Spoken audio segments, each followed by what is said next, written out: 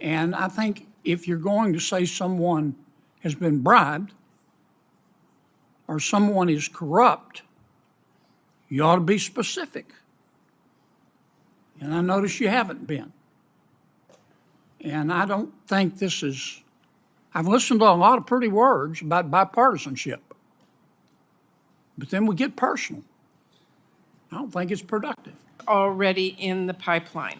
And I also, by the way, think it is a huge security vulnerability on this plane. This amendment that the Senator's office offers would prevent the Department of Defense from wasting any more precious taxpayer resources on a truly corrupt and, I believe, wasteful endeavor. So I hope my colleagues vote yes. But I've sat here this morning. Senator Shaheen just tried to accuse President Trump of accepting a foreign bribe over a plane from Qatar. And Senator Tuberville fired back hard, calling out the lies and exposing the real timeline behind the deal. I watched this unfold, and the hypocrisy is unbelievable. They're trying to paint Trump as corrupt for upgrading a plane that the military itself said was needed.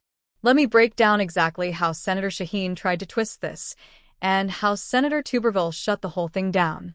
I think that President Trump's decision to accept this foreign plane is really an outrageous bribe. Under no circumstances should our taxpayers be on the hook for this massive cost to modify and use a foreign plane as Air Force One. The funding that Congress appropriates in this bill should take care of our service members and provide them with cutting-edge capabilities, not spent unnecessarily to retrofit a royal plane. This is massively wasteful, and actually the next generation Air Force One is already in the pipeline.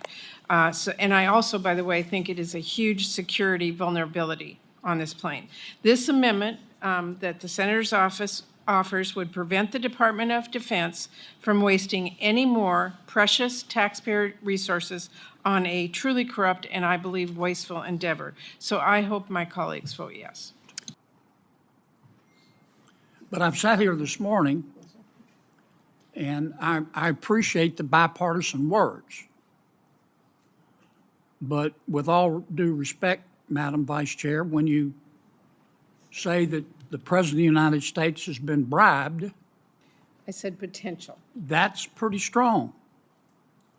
When you say that the director of the Office of Management and Budget is corrupt, that's pretty strong.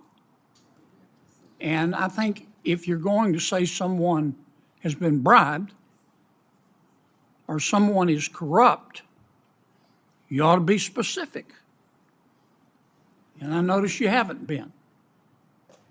And I don't think this is, I've listened to a lot of pretty words about bipartisanship, but then we get personal. I don't think it's productive. It's up to you. This is America. You can say and believe what you want. But if you're going to say somebody's been bribed, you need to say specifically by whom, for what. If you say Russ Vogt is corrupt, I want to know what that means. Well, the shutdown melodrama continues. I love the smell of melodrama in the morning. It smells like the United States Senate. I said the other day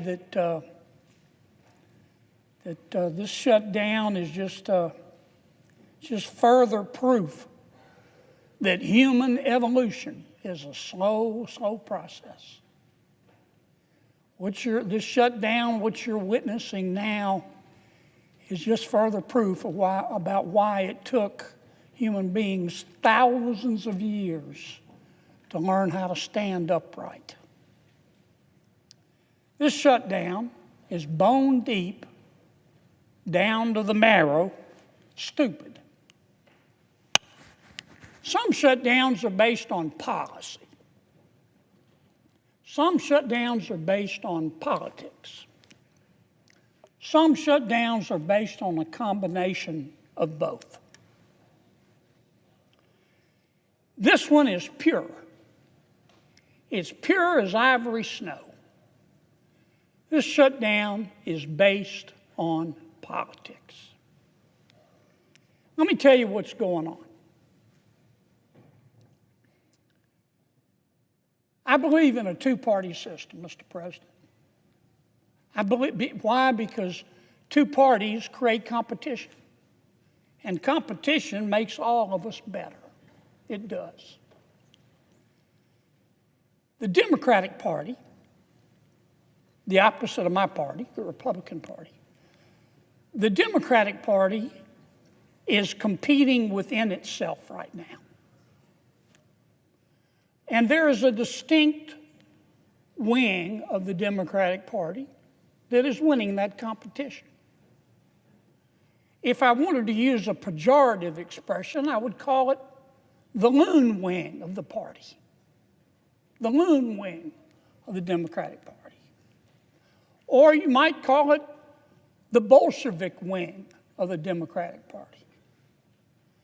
I think a more accurate description is to call it the socialist wing of the Democratic Party. I think that's fair. Now, I'm not saying that all of my Democratic friends are socialists, but there is clearly a wing of the Democratic Party that can only be described accurately as the socialist wing of the party. And that party is in ascendancy. That party is in control. Now, my friend Senator Schumer is the leader of the Democrats in the United States Senate. And he, of course, has instructed his colleagues to vote to shut down government. And Senator Schumer has been criticized for that. And I understand. I don't agree with him. I think he made a mistake. But I don't think Senator Schumer is the leader of this effort. I don't. I think Senator Schumer, like many of his colleagues, would like to be loved by everybody in the party, and he would like to be loved by the socialist wing of his party. And I do think that's part of what is motivating this shutdown, and that's why I say it's all about politics. But I don't think Senator Schumer is the person in charge, because Senator Schumer is not the leader of the socialist wing of his party. Congresswoman Ocasio-Cortez is. She's running the show. It was no accident the other day the Congresswoman let it slip. She said, if you really want to negotiate at the end of this shutdown, come see me. Come see me. And I think any fair-minded person has to look right now and say that the two leading members, the quarterback, the two leading members of the socialist wing of the Democratic Party, the quarterback is Congresswoman Ocasio-Cortez. Now, her substitute is Senator Bernie Sanders. But I think it's the Congresswoman who's calling these shots. Now, Mr. President, I don't hate anybody. I've said that repeatedly, and I mean it. I like all of my colleagues. I look for grace wherever I can find it. When I say my prayers, I do. Every single time, I ask God, don't let me hate, because it's hard sometimes. It's hard up here. But I do. I say, God, don't let me hate. And I certainly don't hate Congresswoman Ocasio-Cortez. I want to make that very clear. She has the right to her opinion. She has the right to try to have the socialists take over the Democratic Party. That's the American way. Ironically, I think what she's doing is anti-American, but she has the right as an American to do it. So I sat there watching Senator Shaheen act like she uncovered some grand scandal. She claimed President Trump was basically taking a bribe because the Qatari royal family offered a Boeing 747 that could be retrofitted for Air Force One. According to her, this wasn't about national security or modernization. She said it was about Trump getting a personal gift. But here's what she left out. This conversation started during the Biden administration. The negotiations were already in the works. Senator Tuberville even said he was in Qatar when discussions happened. He came back, briefed the committee, and the Pentagon was already looking at whether the plane could be used as Air Force 2 or Air Force 1. That's not corruption. That's government logistics. And yet, Shaheen kept throwing around words like bribe and corrupt without naming a single person involved in wrongdoing. That's when Senator Kennedy jumped in, and honestly, he was right. If you're going to accuse someone of corruption, you better be able to tell us who, when, and how. Shaheen couldn't do it. Then they tried shifting the argument. Now it's about cost. They say retrofitting the plane could cost up to $1 billion. Well, guess what? The current Air Force One is decades old, and Air Force Two is falling apart.